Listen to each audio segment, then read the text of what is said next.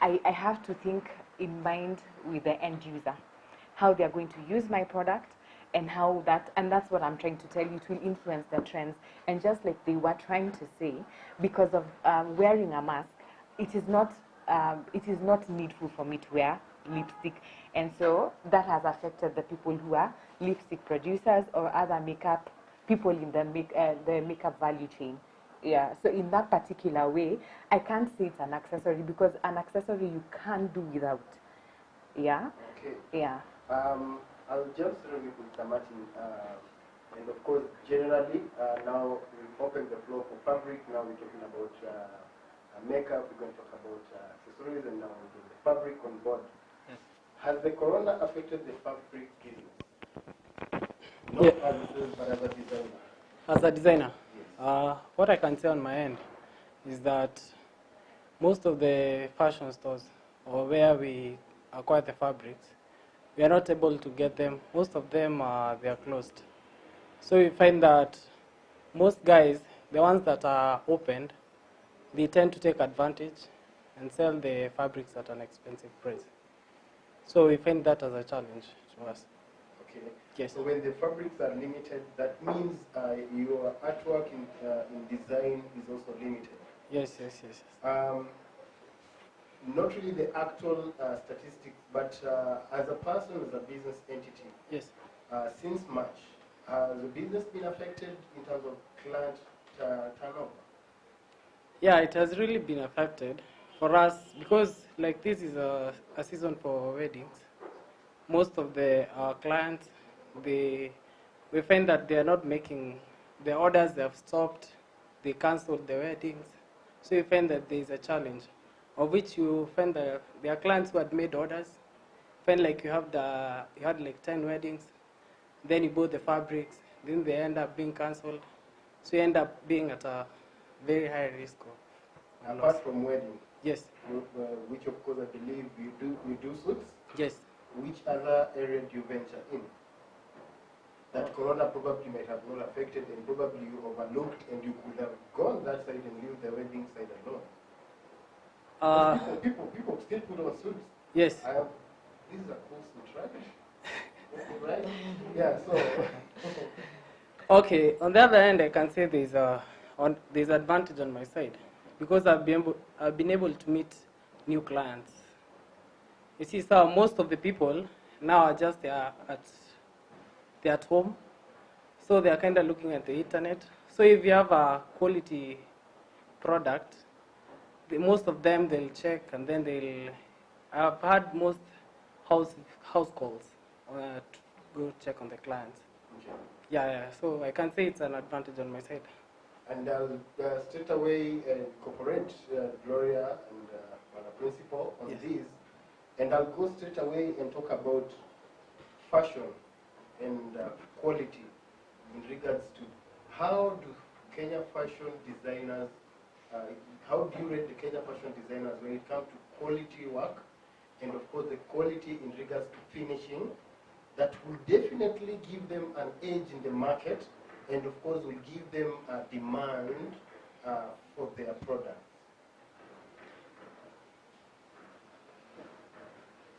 I think quality finishing is something that needs a lot of emphasis because you see, most people judge the clothes by very small mistakes.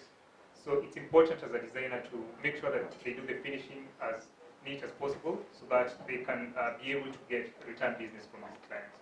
Because I think most designers tend to undercalculate the cost of a client, right? Because they tend to forget that, you see, if you make one good piece for one person, and if you retain them for maybe a period of like 5 years, they can bring you around maybe 20 or more businesses.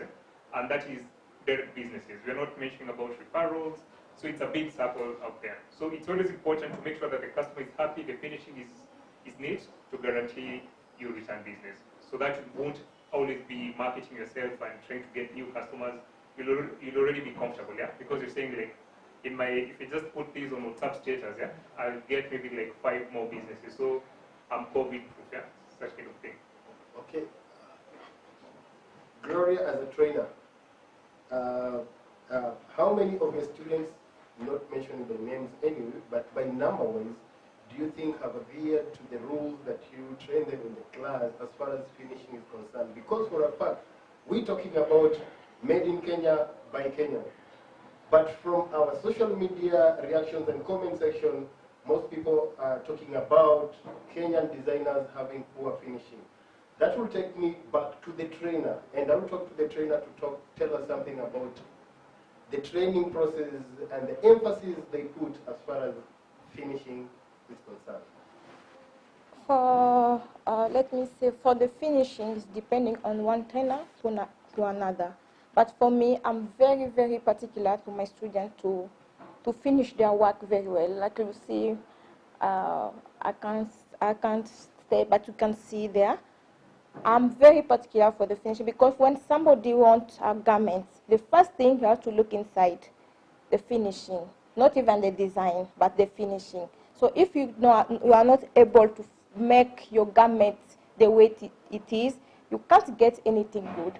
So the finishing is very, very important for me.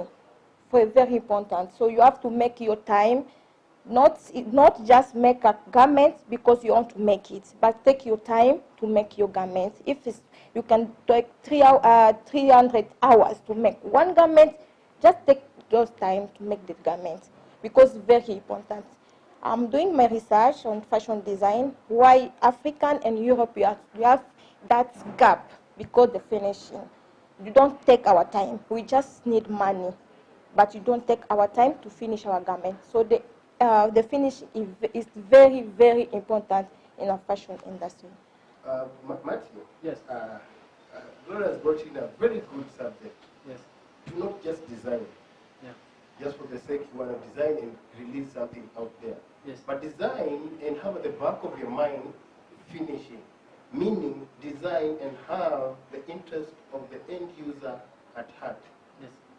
Do you think that is what the Kenya fashion designers practice? What I can say, as for me as a designer, I have 3 rules to fashion. You must get a fabric. There is fabric, there is finishing, then there is fitting. So there are 3 things that guys really need to look into fashion industry. You have to get the best quality fabric for the client. Then you have to ensure the product is finished well. Then the third thing, you need to ensure the client is satisfied of the fitting.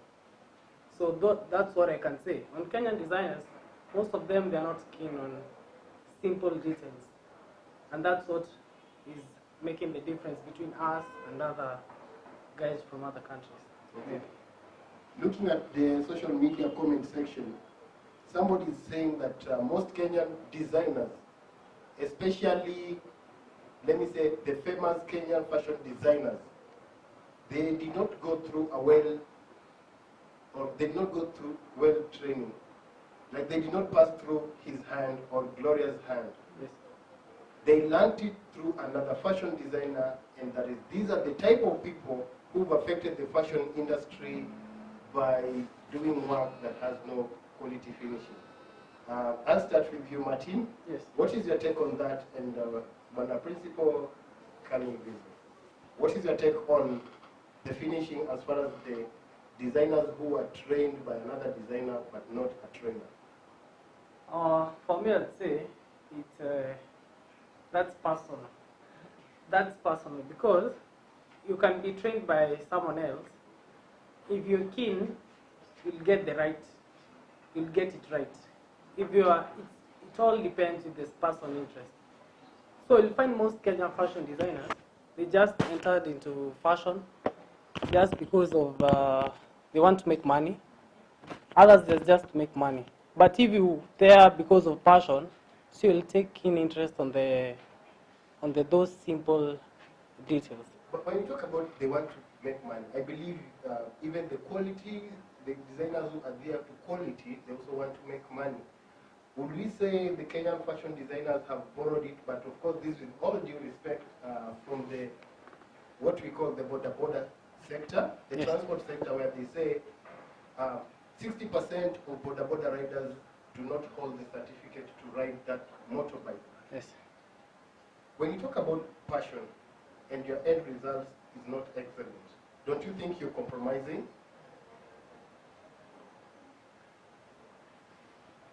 Okay, can you please rephrase that question?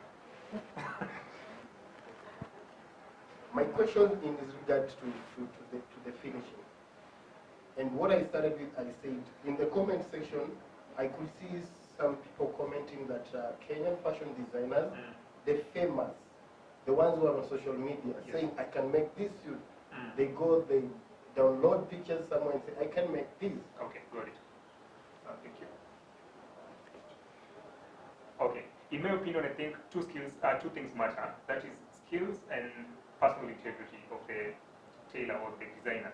Because you see, if you're trained by a quack, there's no possibility of you mastering the skills the same way if you could have been trained by a very skilled person. So that's number one. The second thing is the integrity of the person, because if a person is given maybe 10 suits to make, if maybe assuming it's Martin, yeah? Yes. If Martin is given maybe 10 suits to make, and he needs this money, right? And he's been given maybe a period of 1 week. And Martin knows very well that his capacity is maybe four suits in a week. So if Martin takes these 10 suits, yeah, so chances are, if he won't outsource them or he won't be very smart about it, if he decides to do it all alone, then the outcome won't be as good as if he had just worked within his normal ratio. So I think those two things contribute, skills and the personal integrity of the fundi. And we've had a lot of jokes about the tailors, about how they are very quick in taking your deposit and very slow in giving you the results. Some of them are also very good at putting aside all remaining materials and telling you that to me there's nothing left, I've put all the material with that price. And you see you can't just start measuring square inch with the dollar. What would be your take?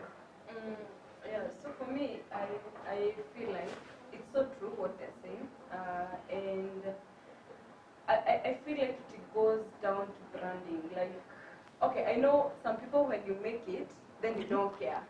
It's just like, either way I'll still have clients, or maybe you just do, like whatever you do to some clients, and then maybe to some, you do a good job. You get what I mean? Like, where even your client. So for me, I think it goes back to branding. Like, how do you want people to see you as a brand? And then second, because you can be a trainer, you train this person so well, yet they still do it however they feel like doing it. And so that's why the finishing bit comes in strongly, because so many people, and you know, getting even like a design made for you, it's not cheap. It's not cheap. And the problem with, and that's why the industry grows very pole, like there's no, because people are not taking serious the fashion bit of the industry. Like if I'm a fashion designer, I should be able to deliver 100%. So that even when it comes to charging and everything else that comes with design and fashion, like we are growing, you get? Otherwise we'll remain stagnated and moving like bits by bits, kidogo, because people are not taking it as serious as they should. So for me, it's about branding, it's about how you want people to relate, and also changing the industry, like be the change in the industry. Yeah. I support what he said about it being about integrity, because you don't want, as much as we want to make money, you also want to give quality, because there's no point in accepting a lot of jobs, having a lot of clients, but then you're not giving quality, because in turn it will also affect with, can that client refer you? Are they proud of the kind of work you've given them? So yeah, it's more about personal integrity. You as the designer, you have to respect your work and to invest in your work, and that's also how you're going to attract more quality clients. Yeah. Okay. Can I respond? I think if I threw a spanner into the works, the flip side of that conversation is that many Kenyans want quality that they don't want to pay for. So you get a designer, and I'm privileged to be stocking with apparel designers, and I see the amount of work that they put in, because also when you're stocking in a mall, there are certain regulations that the mall will allow you to abide by, and there are some they will not abide by. One of those things is integrity of quality. So sometimes you get a designer who's gone through the entire bit, but Kenyans will not, and that's where you're talking. I like the Made in Kenya, what we call it, hashtag, and the conversation, because Kenyans want quality, but really when it comes to payment, they really want to talk you down, and really it devalues even your business, your personal integrity. How will you put food on the table? And in the value chain, there's so much that as in goes into that business, and once you're talked down, it ceases to make sense. So yeah, I think that's my contributions.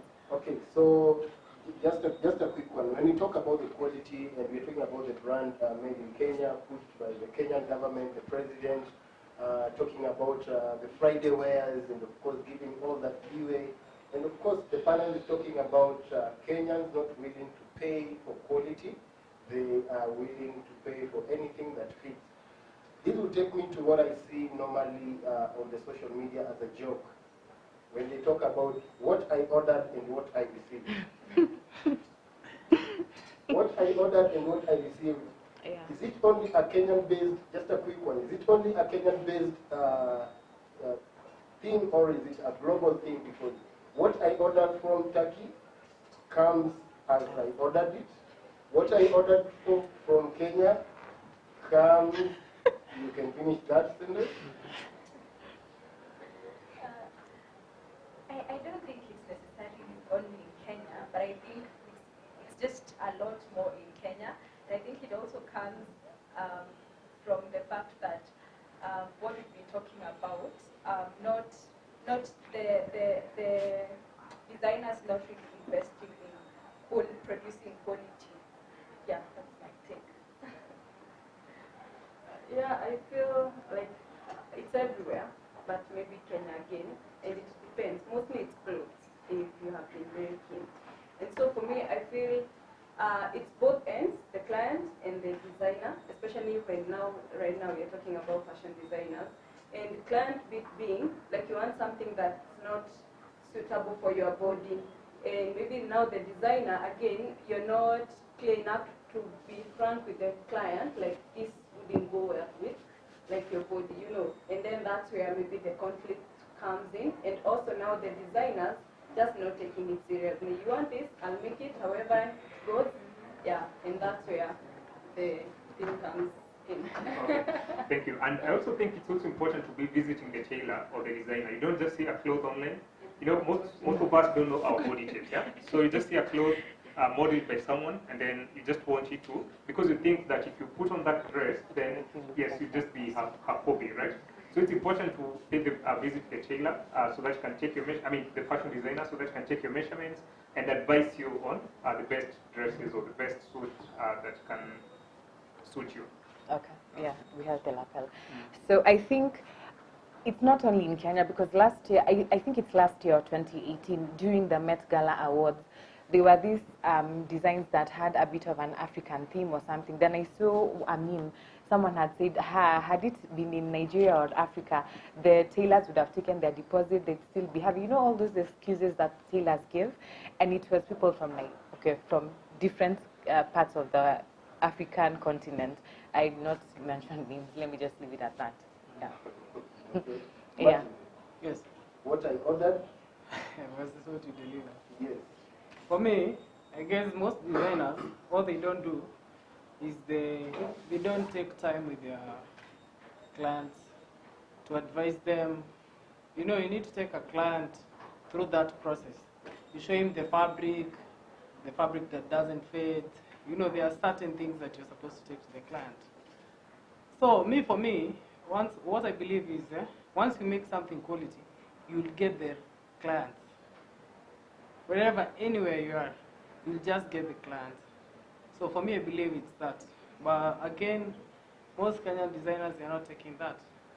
So what you deliver, you get something different. Yes, Gloria. You train them to receive an order, but not deliver. Design, to me, I have first to think. I have to figure out what can come out in your body. If your figures can't go with that garment, that designer will tell you, they thought, madam, no, that's not for you. So that's the problem with our designs. You have to tell the person this through. You have to tell the person, this design is not for you. That's why I'm always say all designers call themselves designers. They are not designers. They are brokers. They are just trying to get money from people. Yeah. So brokers, designers, the message is clear to you.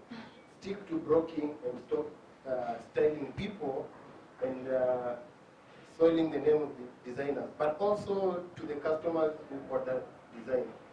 It's also good for you to take time and, as my parents say, get to understand your body type, and if your body type goes with the design that you really ordering.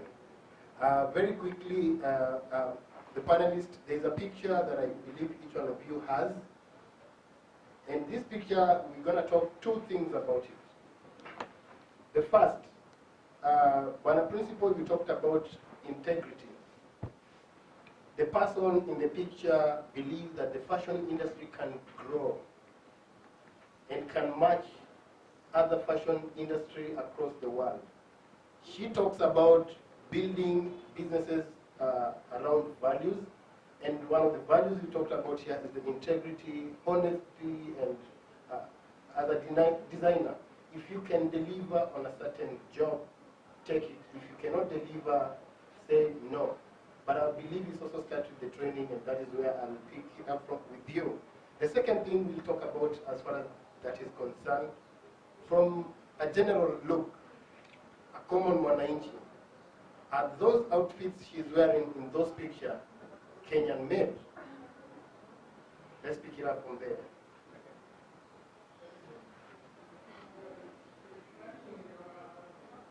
So from a common look by mwananchi, I think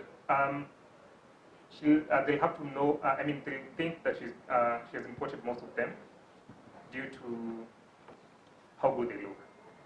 So I think then that means that there's a disconnect between the very good designers that we have, and then we have these brokers that Teacher Glory is talking about. And then on the bit of skill and the quality of output that our designers are putting out, I think there are three main things to look at. We have to look at the kind of energy that they have, and then the integrity and their skill. And for you to be a good designer, I think, I don't know if Teacher Gloria will agree with me, but integrity is the main thing. Because we're talking about integrity, and then the energy, and then the last thing is the skill. Because you see, this, you can never say that you know it all. Because even us at the school, we have a lot of students who go out and outsource some services, bartering services. What else do they go out to do? Overlook. Yeah, overlook. A lot of these things. So we always say that you can never do it all alone. So, and even the ones who graduated, I would tell them that just start off with a small machine, and then know these places. Know maybe Nairobi Textile, you can always be going there, Nairobi Textile Center, and have these things done, and just pay the guy a little bit before you get to own your own machine. So we always emphasize on integrity, because a lot of people tend to just make money to make ends meet. They just want to, if they see maybe B coming with the material, they just look at her and they see her as worth maybe 500 shillings. So they just make the dress, and then when she comes, she collects it, she's not happy, but that's the dress she ordered, yeah. They don't tend to look at it from a point of view whereby they can sit with B and maybe tell B that I can make for you, I can make this dress for you, but you need to pay me this much. And if she's happy with the work, then you see now you're building a brand. If she's happy with the work, she can always come back and bring you more business and definitely make you more money. V, what do you think? What is your take? Yeah, so definitely, because definitely they are good Kenyan designers. So I can tell, and I also love the jewelry and all, and they are so Kenyan. But for me, I believe there are some good designers, and like he has just said, it's just that some people, and it comes back to the industry, we are used to cheap clients so much that you don't want to level up and say, hey, this is my charges. If you're not comfortable, then you can look for a cheaper designer. in line of creating your own brand and like even changing for other people so that we are no longer charging just cheap. So as when the client comes, I feel like it's the work of the designer to be like, this is my charges. If you want this specific thing, then you have to pay more for the design, not necessarily just doing a cheap, easy design at cheap price, and then there's nothing wow about the design. Yeah. Yeah, I would say it's mostly about not compromising. So standing up for your worth. So producing outfits, because like the ladies wearing, you can tell the outfits really look quality. So producing quality outfits and not compromising your worth, and in turn you will attract clientele that appreciates your work. Okay. They look so good. Esther Mushami, I think that's the name. Yeah, I can't but echo what everyone else has said. And I think the most important part is just being a person of integrity. Like, you can't say you're a person of integrity and not sell quality, because then once that one goes out of the window, then you start losing business. And also, as we said, it's important to be consistent, because once you're inconsistent, like I decided I'll not have a big or small client. The same way, if someone wants something that costs maybe say 2,500 shillings, I'll treat them the same way that I'm as compared to someone who has made a big purchase, and that will consistently keep me on toes to give and to deliver a good product. Yeah. Yes, Martin. What I can say is just exceed the customer expectation. Yeah, because time is very efficient in maybe in anything, in fashion, in makeup. That's like maybe you have to deliver an outfit in, let's say, like you said, 1 week, then you deliver in like 3 or 4 days, and then it's a quality product. You've exceeded the customer expectation. So that's what I can say most in regard to that. Gloria? For me, the outfits look very, very nice, and their quality. Their quality, I can see the designer took her time to make the garments. So it's not also look cheap. I want to say cheap is always expensive. So if you want to look good, toa pesa. Yeah. Okay, if you want to look good, toa pesa. Of course, our time is really, really running out, and the first thing that I have to say, Made in Kenya by Kenyan is a very good movement that is geared towards making sure the fashion industry in Kenya, to be specific, has grown. And we have so many interested government sector who want to champion this growth in the fashion industry. But first and foremost, it's upon us, the industry players, to call ourselves into a meeting individually and do stock taking of ourselves and investigate if we have all the integrity that is needed to champion the growth in the fashion industry. We've had comments from our lovely panelists, the ladies, talking about the makeup, how corona pandemic has affected the business.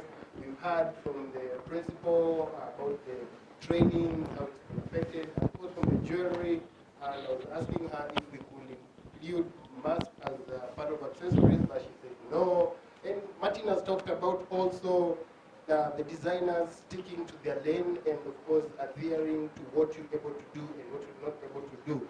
And Teacher Gloria could not say much other than just saying that you as a customer, be ready to pay for what you want at the right price. Do not ask for something, for an expensive outfit that needs a lot of detailing at a cheaper price, because cheap is expensive. This conversation will keep on going on and on and on. Follow us on our social media platform. Follow us on Made in Kenya by Kenya hashtag on Twitter and on Facebook. We can be found on JW Show, and you can be found at Esther Mushemi, and many more to come. At this particular moment, I want to hand over back to my co-host, my moderator, Mr. Clive, give us a wrap. Thank you very much, Mr. Jeremy, for that exciting panel discussion. I'm sure if you're just joining us right now, you realize that we're just from a panel discussion with a number of players in the Kenyan fashion industry. And just as a matter of, by the way, I've been dressed by one of the panelists here. I've been dressed by Mr. Martin Dagi of Suit Guru Kenya. As you can see, I'm looking good, I'm looking glam. So after that panel discussion, I'd like to take you back to the fashion show. The fashion show, we are just remaining with 2 more designs from 2 designers, Kenyan designers, who are displaying their designs today. And after the show, we'll wrap up everything. Remember, if you're just joining us, this is the first virtual fashion show in East and Central Africa. And we're going to do more of these events because, you know, right now you're at home, you're chilling in your bed or your sofa, and you're able to follow up. You don't have to pay, you know, event fees. You're just watching online. So next, I'd like to call designs by Suit Guru Kenya. Remember, Suit Guru Kenya is part of our designers, part of our panelists.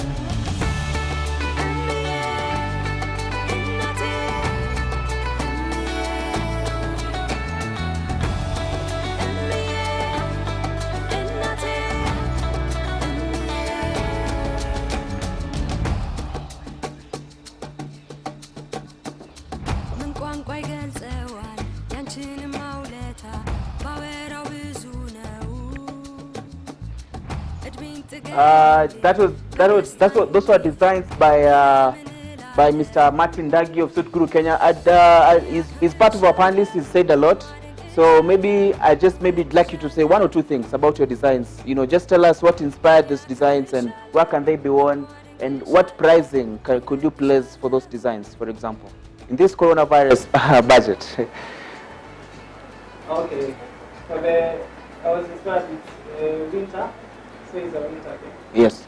So it's like the trench coats. Mm-hmm. They are warm. Yeah. So you can wear them warm. Okay. What I can say about the pricing, roughly a budget of 10,000. Mm-hmm. For each of them. Yeah, for each of them. Yeah. Have you been forced to slash your prices by 50% because of coronavirus? Yes. Because one of the coats. Yes. Most of the outfits that I do, they are bespoke. Yes.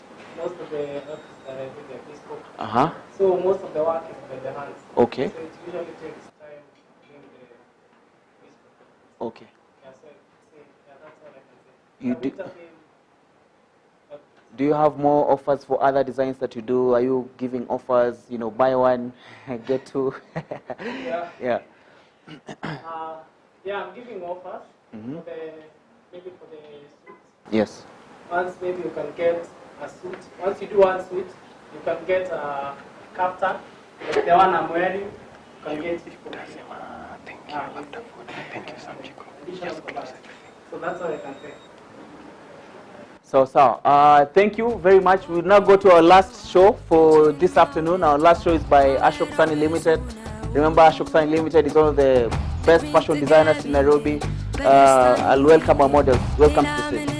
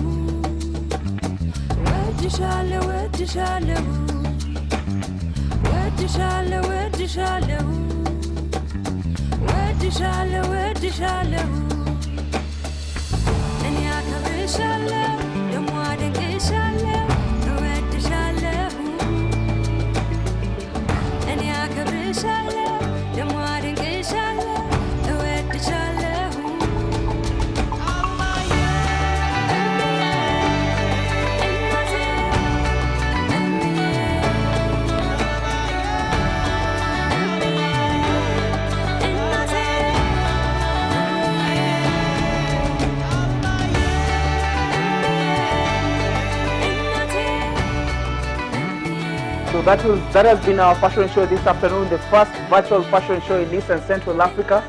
I'd like to thank everybody who has been a part of this program this afternoon. Thank you very much for joining us on all our social media platforms. Remember, the conversation doesn't end here. Get on Twitter, get to the hashtag the JW Show, hashtag Made in Kenya by Kenyans. Talk about fashion, talk about how you have been affected by coronavirus, and make sure that you tell us about how are you adapting. Are you in the fashion industry? Have you been stopped from buying clothes because of coronavirus? And how are you doing it right now, even going into the future? How do you see this industry in the next 2 to 3 months?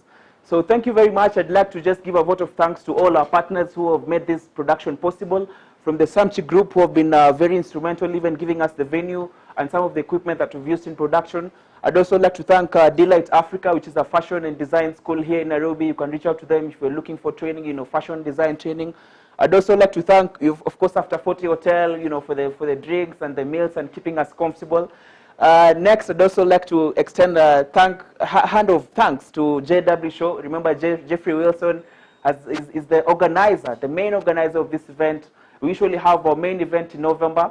Remember, this year we are still making plans for the event in November, and because of two or three things, because of coronavirus, we are not very sure about the event, but we're putting every measure in place, and we're going to make sure that if these restrictions are not going to be lifted, we're going to give you the biggest virtual fashion show in the world, and you're sure about that, and you're going to tune in, and we'll make sure that it's available on all your platforms. So I've been your host, Clive Lupao. Until next time, thank you very much. Thank you to our models. I can't forget the models, because without the models, the fashion industry is not alive in Kenya. Thank you to all the designers, from Martin to Stephen, to Ashok, who has not been able to join us this afternoon. Thank you very much. Let's keep the conversation going. Goodbye.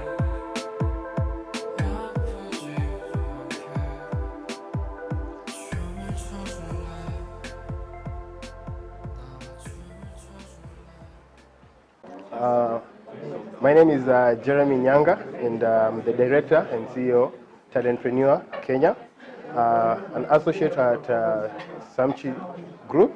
I work closely with Samchi Group as a consultant. And in regards to today's show, that is the JW show, under the theme Made in Kenya by Kenya, I want to talk about two things. The first thing, I want to talk about the corporate. The corporate is high time for you to join the wagon. There is no sector that can grow without your involvement. You are needed.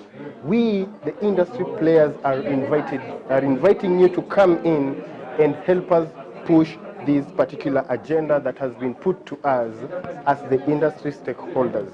Foremost, Samchi Group has stepped out and has come fully under the leadership of Madam Esther Mushemi to support the fashion industry, to initiate the values-based businesses within the fashion sector.